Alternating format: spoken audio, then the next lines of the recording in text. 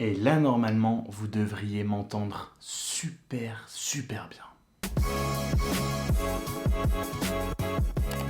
Salut tout le monde, c'est Franck et aujourd'hui, vous l'avez compris, on se retrouve pour parler micro, puisque je n'ai pas fait de vidéo la semaine dernière, puisque c'était mon anniversaire. Et à cette occasion, j'ai eu plein de cadeaux, j'ai été très gâté, mais aujourd'hui, je vais vous parler d'un spécifiquement, qui est le Rode VideoMic Pro. Le son est peut-être une des choses qu'on prend un petit peu pour acquise dans ce qu'on considère comme des bonnes vidéos sur YouTube. Pourtant, le son est un des éléments primordiaux. Un micro est absolument indispensable. Quand on veut se démarquer un petit peu, qu'on veut vraiment faire un truc un petit peu en plus, c'est une des premières choses à laquelle il faut penser. Acheter un micro, c'est un des premiers défauts qu'on va remarquer dans une vidéo. Si on entend beaucoup de bruit autour, si ça crépite, si n'importe quoi, si le son est mauvais, c'est un des premiers trucs qui va nous faire zapper une vidéo. C'est une des premières choses qu'on va remarquer. Et donc j'ai commencé à faire des vidéos sans micro, oui. Et ensuite, j'étais passé, ou plutôt, ma copine m'avait offert le Rode VideoMic Go, qui est un petit peu l'entrée de gamme. Donc un micro externe qu'on branche directement à son appareil photo, et c'est ce que j'avais jusque là, et là je viens donc de passer au Rode VideoMic Pro qui est vraiment bien au-dessus. Mais ne vous y trompez pas, même un Rode VideoMic Go comme celui-là qui fait dans les entre 50 et 100 euros, je sais plus le prix exact, attendez, 52 euros, 53 sur Amazon. C'est pas parce qu'il coûte 53 euros que c'est de la merde, hein. Clairement, ce sera toujours 100 000 fois mieux que le micro que vous avez intégré à votre caméra. Alors, quelle différence entre le Rode VideoMic Go à 50 euros et le Rode VideoMic Pro qui doit faire à peu près 3 fois ce prix-là? Eh ben, c'est justement ce qu'on va voir aujourd'hui.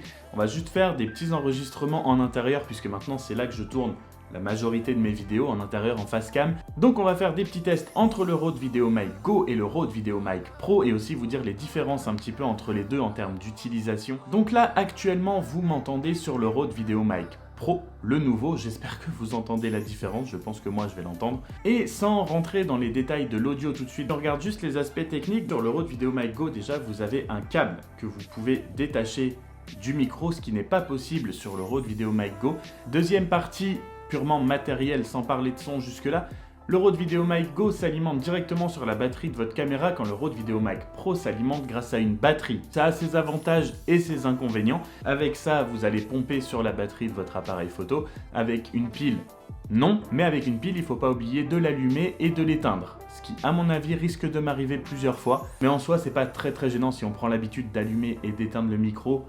Voilà, il faudra juste que je me fasse des petits rappels, quoi. Et enfin, derrière le Rode VideoMic Pro, vous avez un bouton de réglage de décibels. Vous avez -10, 0 et +20. Et ça permet tout simplement de régler, entre guillemets, le volume du micro. Ce qui n'est pas faisable avec un Rode VideoMic Go qui n'a rien derrière. Voilà, qui se règle juste grâce au réglage de l'appareil photo. Pour vous faire court, c'est notamment un des gros plus pourquoi le Rode VideoMic Pro est bien supérieur au Rode VideoMic Go. Et donc maintenant, on va faire des tests grandeur nature, on va dire, comme si je faisais une vidéo comme d'habitude, avec le Mic Go d'un côté, avec le Mic Pro de l'autre. Je vous mettrai à chaque fois lequel est lequel, même si normalement ça devrait s'entendre, vous allez voir. Et donc là, je vais, pour ce test rapidement, vous raconter un petit peu ma life, puisque oui, j'ai eu des cadeaux à mon anniversaire. J'ai donc eu ce magnifique Rode VideoMic Pro, comme vous pouvez l'entendre. Je mets des plombes à finir le livre que je suis en train de lire sur Elon Musk, mais rassurez-vous, après, maintenant, j'ai de quoi lire pour la suite. Je pense que là, il y a de quoi faire.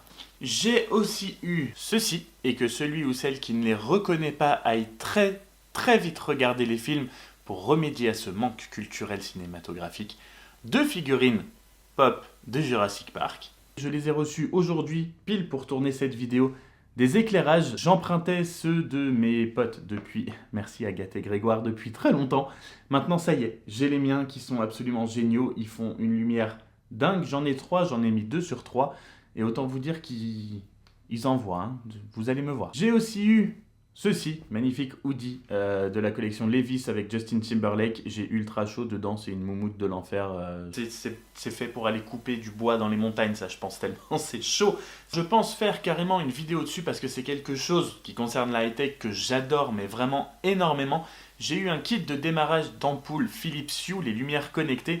Il n'y avait pas que ça dedans, mais donc j'ai eu 3 ampoules, une télécommande interrupteur pour changer la couleur et l'intensité, Et aussi, devinez quoi? Ok Google, mets la lumière en bleu. Ok, je change la couleur pour les deux lumières sur bleu. Un Google Home Mini pour faire marcher tout ça. Et enfin, j'ai aussi eu pour mon nouveau MacBook Pro une petite housse pour qu'il soit tout bien protégé parce que, croyez-moi, je vais en prendre le plus grand soin possible.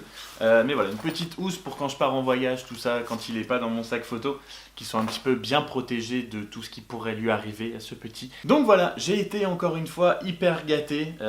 C'est aussi grâce à mes potes que je peux vous faire ces vidéos, donc je les remercie énormément. Et donc là, normalement, avec tout ça, vous avez bien entendu la différence entre le Pro et le Go. Et vous avez remarqué, normalement, si je l'ai bien réglé, parce que sinon vous allez me détruire la tête, et Aurélien, j'imagine, je pense que je passe au lance-flamme la prochaine fois qu'il me voit. Mais donc vous aurez remarqué que le VideoMic Pro capte beaucoup plus de fréquences basses, qui est un petit peu plus grave, et surtout il y a beaucoup moins de bruit parasite autour et de souffle quand je parle. Et j'espère que vous avez bien entendu la différence et que ce nouveau son vous plaira, que ce sera bien mieux pour vos oreilles. Après, oui, le Rode VideoMic Pro est forcément bien mieux et a une qualité de son meilleure que le Rode VideoMic Go. Mais si vous cherchez un micro pour commencer, que vous voulez faire du vlog ou des vidéos face cam en intérieur et que vous cherchez à avoir un meilleur son et que vous avez vraiment un petit budget, le VideoMic Go, pour un début, voilà, fera l'affaire largement, mais si vous voulez vraiment quelque chose de mieux et passer sur une gamme vraiment au-dessus avec un son beaucoup plus, plus épuré, vraiment un vrai meilleur son, à ce moment-là, je vous conseille le Rode VideoMic Pro. Et en tout cas, moi, je suis très content de pouvoir avoir la chance d'avoir ce nouveau matériel encore mieux. Voilà. Je suis hyper gâté et je suis content du coup de pouvoir vous faire des vidéos encore meilleures. J'espère qu'on ira encore très loin comme ça. En attendant d'aller plus loin, je vous dis à la semaine prochaine, normalement, pour une nouvelle vidéo. Salut!